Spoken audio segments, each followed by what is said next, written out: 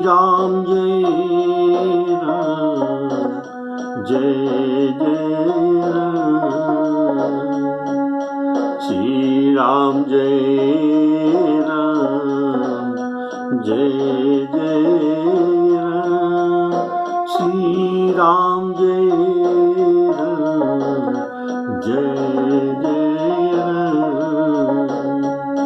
श्री राम जय राम जय जय राम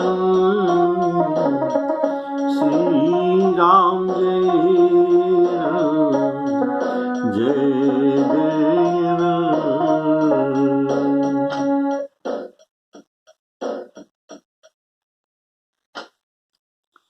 हमारे प्यारे राम कथा श्रोताओं को सब प्रेम राम राम कहते हुए आज का सुंदर प्रसंग सुनाता हूँ। बोलिए श्यावर रामचंद्र की। अभी कौशल्या के भवन को श्री राम जी विदा मांगने गए हैं। ये बन जाने का समाचार सुनकर सीता जी व्याकुल होकर वहां पहुंच गई। सासू जी को प्रणाम कर उन्होंने कुछ न कहकर सीधा आंसू बहाते हुए मुंह नीचा करके नख में भूमि में कुछ लिख रहे। यह अत्यंत शोचनीय मुद्रा है। और जानकी जी के मन की बात सासू जी जान गए और ये जान गए कि जानकी जी पति श्री रामचंद्र जी के साथ वन को जाना चाहते हैं। तो इसलिए वन में जाने का जो दुख होता है सासू जी उन्हें समझा कर कहते हैं। ये कहते हैं देखो सीता,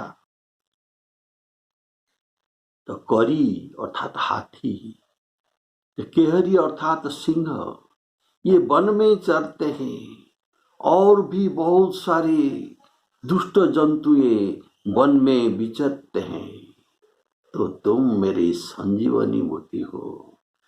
तुमको मैंने लाड जो प्यार में पाला है वही संजीवनी बूटी। यही संजीवनी का लता क्या वन रूपक विषवाटिका के शोभा पाएगा।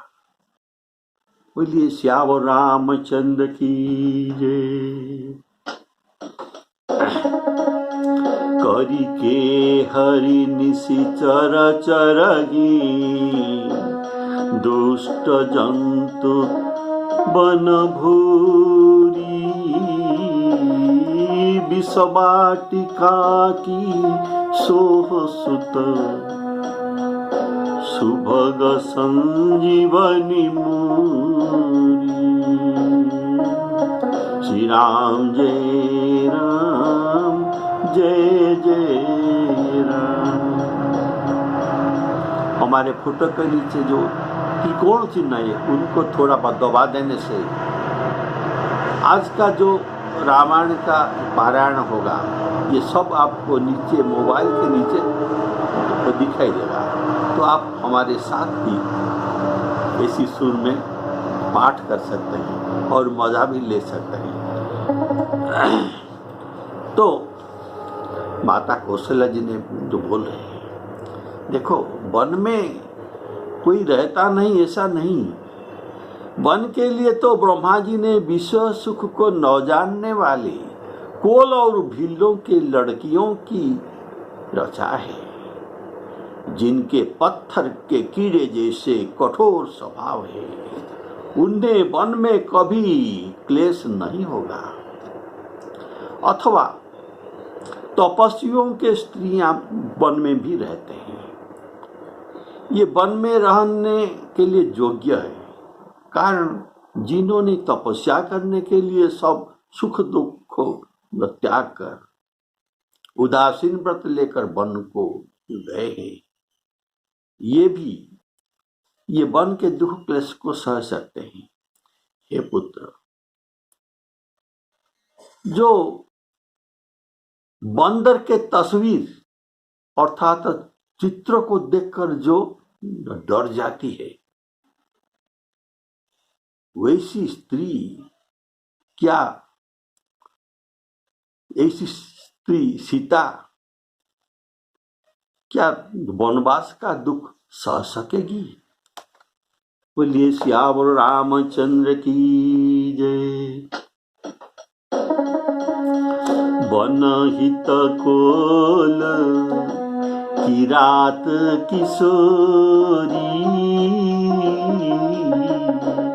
रची बिरंची विषय सुख भोरी। पाहन पाहन पत्थर के कीड़ा, पाहन कृमि जिमी कठिन सुभाऊ, इनती नहीं कले सुन कानन काऊ। के तापसतीय कानन जोगू, जिन तप हेतु तजा सब भोगू। सिय बसी सिय वन बसी, सिय वन बसी। सिय अर्थात कितना प्यार से बोलते हैं सिय, राम सिय, ये सीता जी के जो प्यारी नाम से ये सासू माता जी उनको बुलाती है सिय। सिय वन बसी तात के ही भांति, चित्र लिखित कपि देखी डेराती। श्री राम जय राम, जय जय राम, श्री राम जय राम, जय जय राम।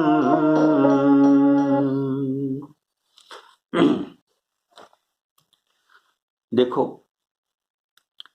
देव सरोवर में कमल अर्थात मानस सरोवर में, कमल वन में विचरण करने वाली हंसिनी जो मोतियों को चुनता है, क्या ये गड्ढेयों में अर्थात तलेयों में रहने योग्य है क्या? ऐसा विचार कर जैसी तुम्हारी आज्ञा हो, मैं जानकी को वैसे ही शिक्षा दूंगा। ये जानकी को सीधा नहीं कहते हैं, कारण उनके स्वामी है तो स्वामी को भी कुछ स्वतंत्रता देना चाहिए। इसलिए देखने कितना अच्छा शिष्टाचार। तो माता कौशल्या राम जी को कहते हैं, देखो वन में इतना इतना असुविधा है, दुख है, तो तुम्हारे मत क्या है? तुम जो ये जो कहोगे मैं उसी के अनुसार सीता जी को शिक्षा दूंगा। बोलिए सियावर रामचंद्र की। माता कहती है, अगर सीता घर में रहे तो मुझको बहुत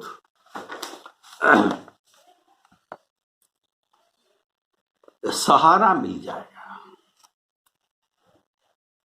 श्री रामचंद्र जी ने माता के प्रिय वाणी सुनकर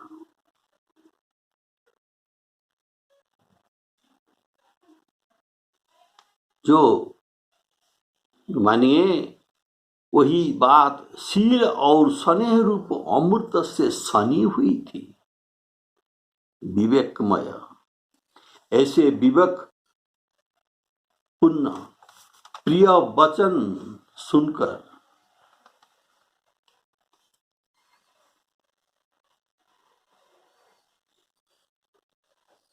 माताजी को विवेकमय और प्रिय वचन कहकर राम जी ने उनको संतुष्ट किया।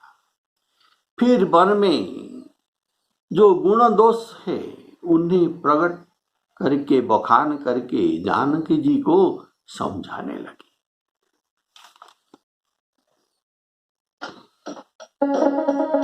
सुरसर सुभग बनज बनचारी डावर जोगु की हंस कुमारी अस विचारी जस आय सुहोई मैं सिख देऊ जान की सोई जौसिय भवन रहाई कह मोही कह होई बहुत अवलंब सुनी रघुवर मातु प्रियवानी शील स्नेह सुधा जनसानी कही प्रिय बचन विवेकमय किन्नी मातु परितोषु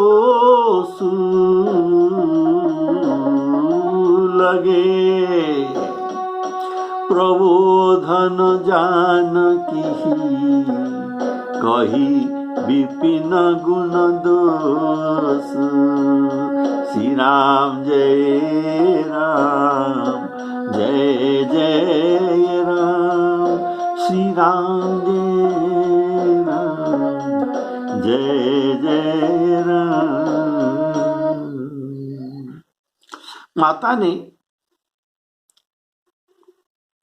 माता के सामने सीता जी बैठी है और वहां राम जी भी है। माता के सामने सीता जी कुछ कहने में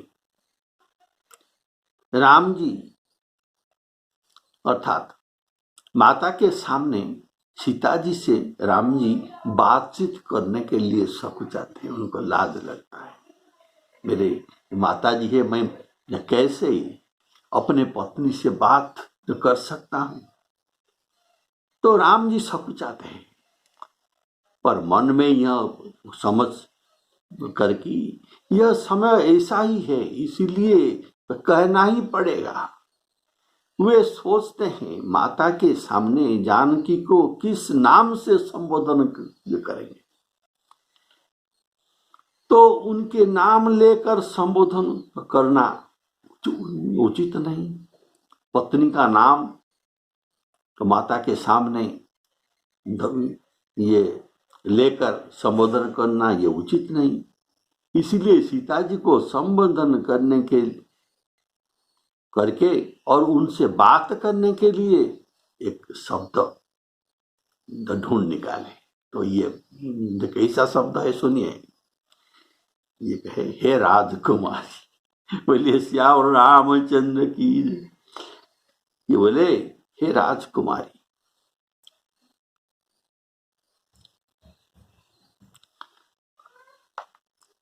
मेरी सिखावन सुनो, मन में कुछ दूसरी तरह न समझ लेना। अगर तुम अपना और मेरा भला चाहती हो तो मेरा वचन मानकर घर में रहो। हे भामिनी, इसी में मेरा आज्ञा का पालन होगा और सास की भी सेवा बन पड़ेगी। घर रहने में सभी प्रकार से मंगल है, सभी प्रकार से भलाई है।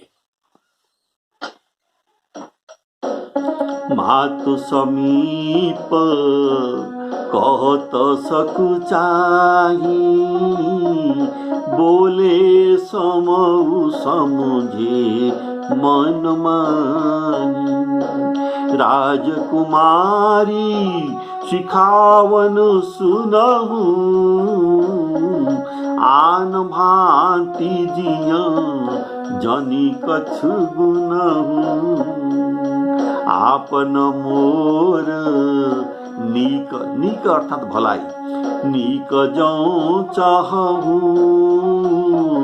बचन हमार मानी गृह वचन हमार अर्थात मेरा और मेरे माता की जो वचन है, इसीलिए हमार कहा, बहुवचन शब्द है।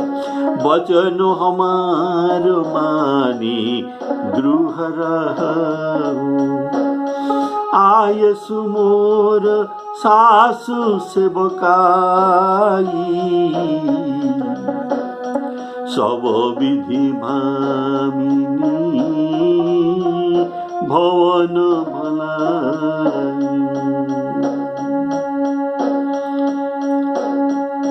यहाँ सीता जी को भामिनी शब्द संबोधन करने के लिए गोस्वामी जी को मैं धन्यवाद अर्पण करता हूं। इतना सुंदर शब्द प्रयोग किए। इसका भाव है जो क्रोध में है और जो मानिनी है उसको भामिनी कहा जाता है। भामिनी ये वाल्मीकि रामायण में सीता जी राम जी के ऊपर क्रोधोभाव प्रदर्शन करते हैं। ये श्लोक सुनिए। चिंतयन्ति तदा तान्तु निवर्तयतुम आत्मवान् क्रोधोऽभिष्टा तु वैदेही काकुस्थ्यो राम जी को काकुस्थ्यो बहुसंतये अर्थात क्रोध पूर्ण जानकी को राम जी ने बहुत समझाना पड़ा। इसलिए सीता जी को ने तो कही थी कि बचपन से अर्थात मैं 6 वर्ष के आयु में आपके घर में आ गया, इसलिए बचपना मेरा भी नहीं गई थी, इसलिए बचपन से ही मैं आपके साथ विवाह करके यहाँ आई हूं। इतना दिन साथ रहकर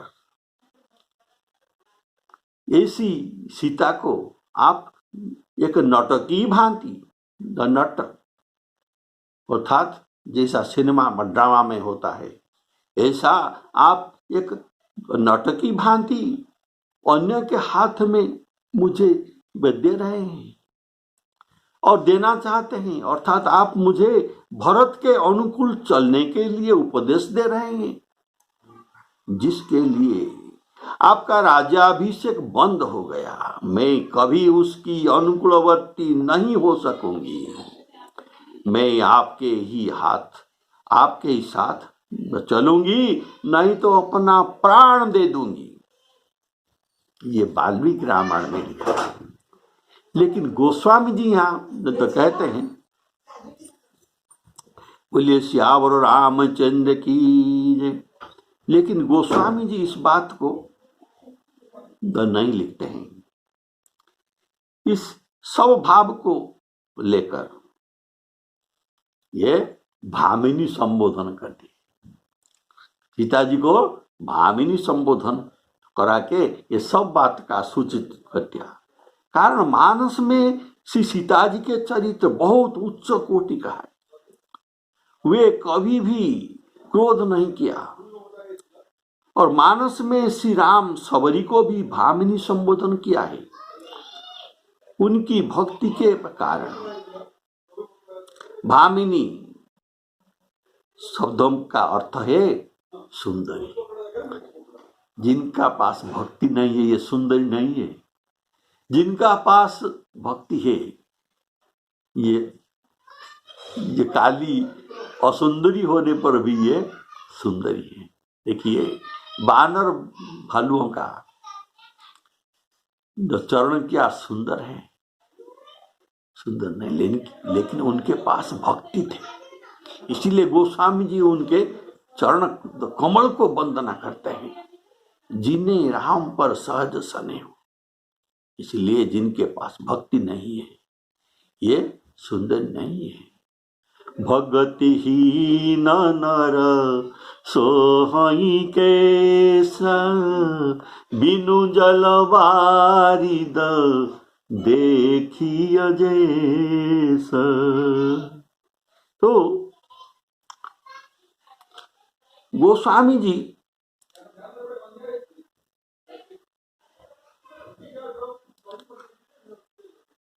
मानस में भरत जी के चरित्र को अत्यंत उच्च कोटि के राम भक्ति में प्रमाणित करते हैं। इसलिए सीता जी भरत के बारे में मानस में ऐसा नहीं कर सकते। बोलिए श्यावर रामचंद्र की जय।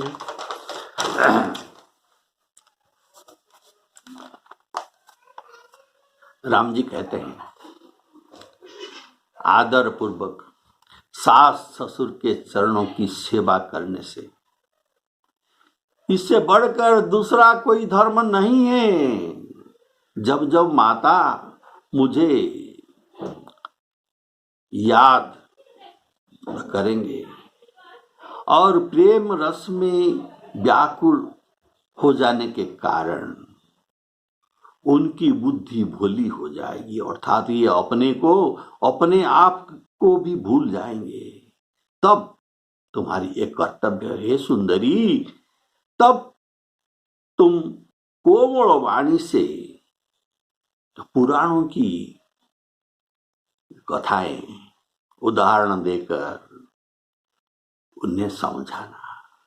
हे सुमुखी, मुझे सैकड़ों सौगंध है, मैं यह स्वभाव से ही कहता हूं कि मैं केवल तुमको माता के लिए ही घर पर रख रहा।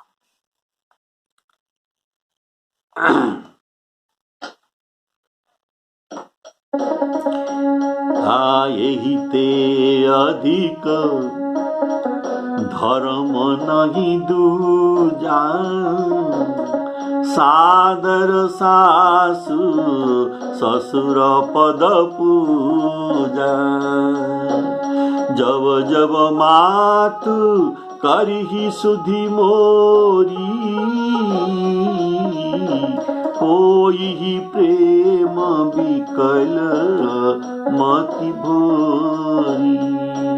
तव तव तुम कही कथा पुरानी, सुंदरी समुझाए मृदुवाणी। कहूँ सुभाव सपथ सत मोही, सुमुखी मातु हित राखूं तो।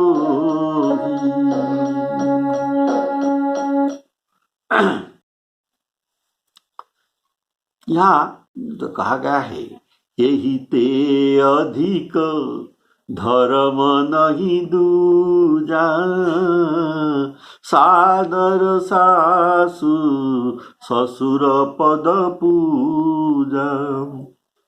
राम जी कहते हैं सास ससुर के सेवा से मेरे सेवा अधिक नहीं है, इनके सेवा मुख्य है और मेरा ये सेवा करना ये गौण कर्म है। वे हमारे देवता है, तब तुम क्यों बन जाने के लिए कहती हो?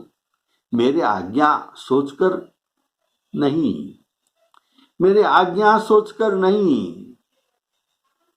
घर में रहना, उनकी सेवा सादर करना चाहिए। मेरा आज्ञा मानकर उनको सेवा करना चाहिए ऐसा नहीं बात, उनको आदर के साथ सेवा करना चाहिए। ये तुम्हारी परम धर्म है। देखो शिबी दधीची हरिचंदन रेसा, सहे धर्म हित कोटि कलेसा। इन्होंने धर्म रक्षा करने के लिए, धर्म पाने के लिए कितना कष्ट उठाए, धर्म पालन करने में तुमको इनसे जैसा क्लेश सहन करना ही पड़ेगा। तुमको केवल माता जी को क्या करना पड़ेगा ना, सुंदरी समुझा ये हो मृदुबानी, अर्थात उनको केवल मृदुबानी में पुराण का कथा सुनाना और कुछ नहीं। मेरे आज्ञा मानकर घर पर रहने से तुमको गुरु और वेद के द्वारा प्रतिपादित समस्त धर्म के आचरण का फल बिना ही क्लेश में प्राप्ति होगा।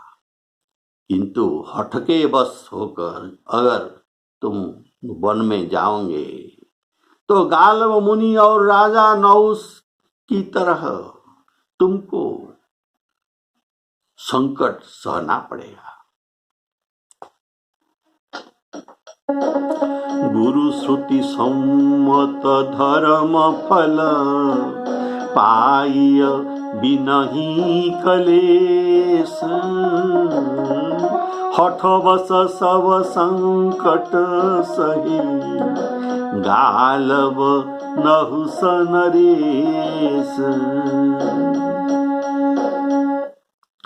तो गालव मुनि हठ करके कैसे संकट सहते, इस कथा को आप सुनिए अभी। गालव मुनि विश्वामित्र जी के शिष्य थे।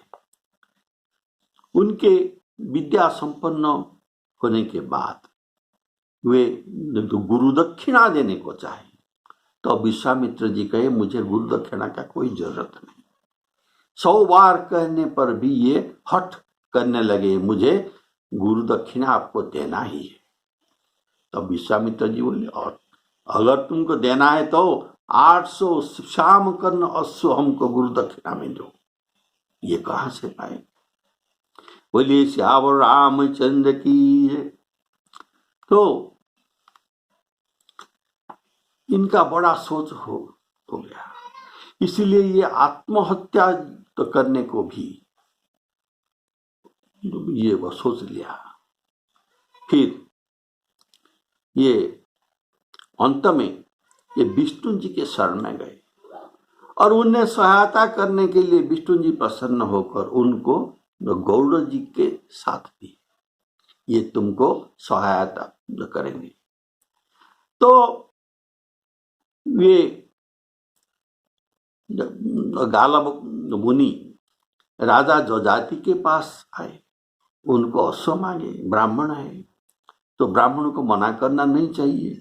उनके पास अश्व नहीं था, तब उनको संतुष्ट करने के लिए ये उनकी कन्या, जिनका नाम था माधवी, ये माधवी कन्या को उनको दिए। ये बोले, हे मुनि, मैं तुमको ये कन्या दे रहा हूं, इसके द्वारा 4 वंश चलेगा, इसके द्वारा 4 वंश चलेगा। तब बोलिए सियावर रामचंद्र की। तो इस कन्या को लेकर गालव मुनि हर्जस्व राजा के पास गए। उनके कोई पुत्र नहीं था, वे उस कन्या से पुत्र जन्म करा लिए।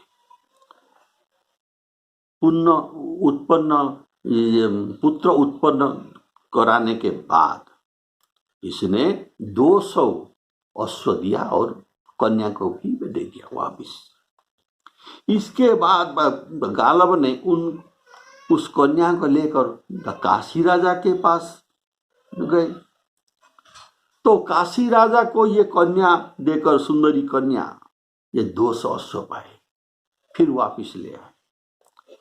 फिर भोजनगर के राजा उसी नर को कन्या देकर ये 200 अश्व पा लिया। फिर भी ये 600 अश्व का और 200 अश्व जो कम पड़ रहा है। तो अंत में ये क्या किया, ये विश्वामित्र जी को वही कन्या को अर्पण करके 200 अश्व का बदले में 800 अश्व का दक्षिणा चुका दिया। बोलिए श्याम रामचंद्र की। वो तो ये इतना कष्ट उठाए, इसी का कारण है इनका हठ। तो ये नहुष मुनि का क्या हठ कथा आप सुनिए। इंद्र ने वृत्रासुर को मारने के बाद उनको ब्रह्म हत्या का दोष लगा, कारण वृत्रासुर ब्राह्मण था। तो वे श्रीहीन हो गए, ब्रह्म हत्या दोष लग गया, तो ये छिप गए या कहीं तपस्या करने के लिए, ये ब्रह्म हत्या दोष को छुड़ाने के लिए कहाँ बैठ गए। तब स्वर्ग में इंद्रपद खाली हो गया। तो देवताओं ने सोचकर ये नहुष राजा, जो कि महान प्रतापी राजा थे, उनको इंद्र पद में बैठा दिया। तो नहुष अभी इंद्र हो गए। इंद्र होने के बाद इनका जो पद का मद होता है, गर्व होता है, इसलिए ये कहते हैं अगर मैं इंद्र हो गया तो मुझे सती भी चाहिए। तो इंद्र की जो पत्नी है, तो इंद्र की पत्नी को ये चाह करने से इंद्र की पत्नी संकट में पड़ गई और गुरु बृहस्पति के पास जाकर प्रार्थना किया, मैं हे गुरुजी मुझे इस संकट से बचाओ। तो गुरुजी ने एक बात उनको कहा, देखो इनको तो बताई। इसके बाद ये बात सुनकर ये गुरु बृहस्पति जी ने उनको भी समझाया था। किसको? नहुष को। देखो अभी इंद्र को ब्रह्म हत्या दोष लग रहा है, इसीलिए ये कहाँ छिपकर तपस्या कर रही है। ये दोष कटने के बाद ये यहाँ भी आ सकता है, इसीलिए तुम सती को पाने के लिए मन में सोचो मत, ये तुमको मिलेगा नहीं। लेकिन ये हट की, मुझे सती ही चाहिए और गुरु के वचन को ये नहीं माने। तब सची जी गुरु जी के पास आए और उनका दुख वृत्तांत सुनाए। तो इस समस्या का समाधान करने के लिए ये सची को बोले, सची जी तुम एक बात करो। जब फिर नहुष तुमको जो पूछेगी तब तुम कहना मैं तुम्हारी बात में राजी हूं, लेकिन मेरा एक शर्त है। क्या शर्त है? तुम जब मेरे पास ये आओगी तब पालकी में चढ़कर आओगी और इस पालकी को ढोने वाला सब ऋषि ही होंगे। तो ऋषियों तो ये जो पद के मद में गर्वित होकर ये ऋषियों को बुलाए और उनको ये पालकी ये ढोने के लिए कहा। और ये पालकी में स्वयं बैठकर ये आ रहे थे सची के पास। तब क्या हुआ? ये ऋषियों तो ऋषि है ना, इनको ये पालकी में ढोने का ये काम नहीं आता, इसलिए उनके पालकी इधर उधर ऐसा ये बंक होकर चलता है, सर्प की गति में टेढ़ा होकर चलता है। तो राजा के ये शरीर भी इधर उधर हो रहा है जब ये पालकी के बैठे। तो ये बोले तुम सर्प के जैसा कैसे तो चलते हो, इसका उनको और डांटते हैं और दुख देते हैं। तभी वहां अगस्त्य मुनि थे, उनको शाप दे दिए तुम अजगर सर्प हो जाओ। बोलिए श्याम रामचंद्र की जय। तो ये इसका कारण है इनका हठ। तो हठ करके ये सब ने संकट ही सहे। बोलिए श्याम रामचंद्र, इसीलिए तुम हठ मत करो।